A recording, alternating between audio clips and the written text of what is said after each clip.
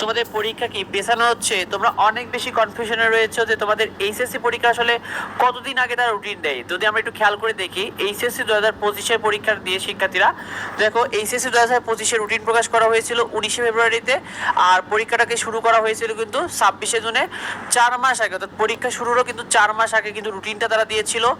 আমরা যদি তার আগের ব্যাচে দেখি, এইচএসসি 2024-এ সেবার কিন্তু রুটিন প্রকাশ করা হয়েছিল 2 এপ্রিলে, আর পরীক্ষাটা শুরু করা হয়েছিল কিন্তু 30শে জুন থেকে, অর্থাৎ পরীক্ষা শুরুর প্রায় 3 মাস আগে তারা কিন্তু রুটিনটা দিয়েছিল। আসলে তোমাদের সাধারণ নিয়ম অনুযায়ী আসলে পরীক্ষা শুরুর কমপক্ষে 2 থেকে 3 মাস আগে আসলে রুটিনটা প্রকাশ করা হয়। প্রতি বছরই দেখা যায় যে তোমাদের ফর্ম ফিল আপটা হয়ে যায়, তারপর তারা রুটিনগুলো প্রকাশ করে দেয়। পরীক্ষা শুরুর কমপক্ষে তারা 2 মাস আগে রুটিন দেয়, যেন তোমরা যারা রয়েছো তোমরা যেন ঠিকমতো প্ল্যানিং করতে পারো, কীভাবে তোমরা পড়াশোনা করবে, কোন পরীক্ষার আগে কতদিন ছুটি রয়েছে। এই কারণে তারা কমপক্ষে আসলে 2 মাস আগে তোমাদের রুটিনটা দিয়ে থাকে।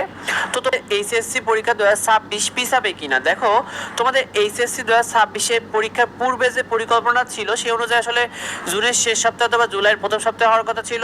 কারণ আমরা দেখেছি যে কুমিল্লা শিক্ষা বোর্ডে আর ময়মনসিংহ শিক্ষা বোর্ডে কিন্তু তারা 16ই জুলাইকে সম্ভাব্য তারিখ দেওয়া হয়েছিল।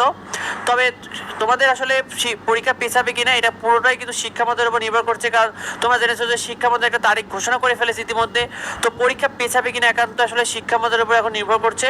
তো তোমাদের এইচএসসি পরীক্ষা 2026-এর রুটিন নিয়ে দেখো, তারা তো এক প্রকার জানিয়ে দিয়েছে যে তোমাদের 7 জুনকে তারা প্রাথমিকভাবে সিদ্ধান্ত নেওয়া হয়েছে। আর যদি 7 জুনই যদি সত্যি সত্যি চূড়ান্ত হয়ে যায় তোমাদের, তাহলে কিন্তু হাতে 2টা মাসের সময় নেই শিক্ষার্থীরা।